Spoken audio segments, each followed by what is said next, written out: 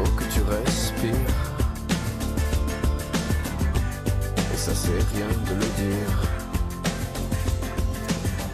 Comment arrêter de fumer? C'est un casse-tête pour de nombreux Français. On va peut-être ce matin, bonjour Brigitte Fanny-Cohen, aider les gens dans cette situation, puisqu'une étude britannique pour la première fois montre la supériorité de la cigarette électronique sur les substituts nicotiniques. En gros, ça marche mieux. En revanche, il y a encore des interrogations sur l'innocuité de cette cigarette électronique. Bien sûr, et d'ailleurs tous les pays n'ont pas la même attitude par rapport à la cigarette électronique. Par exemple, les autorités de santé britanniques recommandent l'utilisation de la cigarette électronique pour arrêter de fumer au même titre que d'autres moyens de sevrage. La France, elle est beaucoup plus prudente parce qu'elle attend vraisemblablement des preuves plus fortes de l'efficacité et de l'innocuité de la cigarette électronique.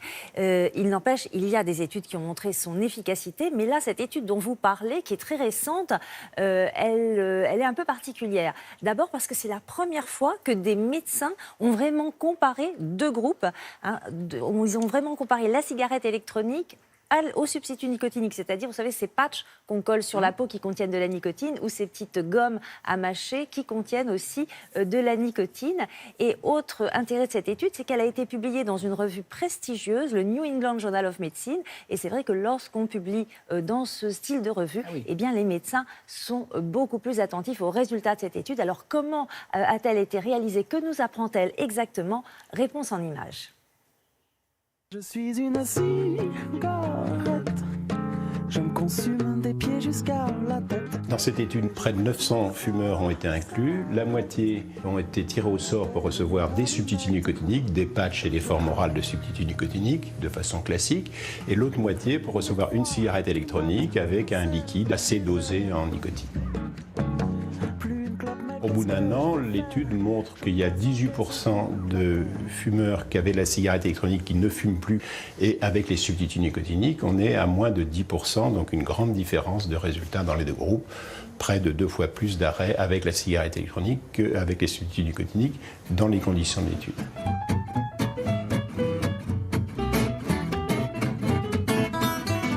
À côté de ceux qui ont arrêté, un grand nombre ont réduit de 50% leur consommation, et c'est vrai qu'il y en a plus dans le groupe cigarette électronique que dans le groupe substitut nicotinique. Mais ce n'est pas un objectif de santé, réduire la consommation de tabac ne change pas le risque, seul l'arrêt réduit le risque. Les effets secondaires sont les mêmes dans les deux groupes, liés à l'irritation de la nicotine, avec un peu plus d'irritation de la gorge dans le groupe cigarette électronique, un peu plus de signes de surdosage avec nausées et bouche pâteuse dans le groupe substitut nicotinique.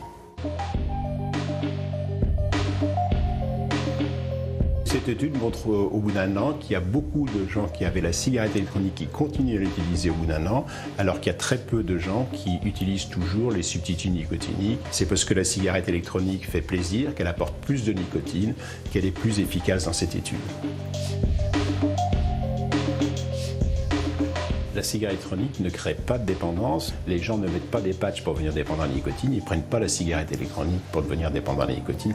Par contre, les gens qui sont dépendants au tabac peuvent avoir toujours besoin de la gestuelle et ou de la nicotine au long cours, mais c'est vraiment pas grave par rapport au fait de fumer. Alors, les experts quand même qui ont réalisé cette étude ont deux inquiétudes. Première inquiétude, c'est que on ne connaît pas les effets à très long terme, puisque la cigarette électronique est quand même un produit récent. On ne connaît pas les effets à très long terme de la cigarette électronique sur la santé. Deuxième inquiétude, c'est que on a peur aussi que la cigarette électronique soit la porte d'entrée dans le tabagisme chez les jeunes. Et aux États-Unis, on a montré qu'il y avait une explosion du vapotage chez les mineurs, chez les ados de 17 ans. Donc voilà, ces deux craintes dont il faut encore tenir compte. Bon, vous surveillerez de toute façon les prochaines études, évidemment, et vous nous en parlerez. Merci Brigitte Fanny-Cohen. Bon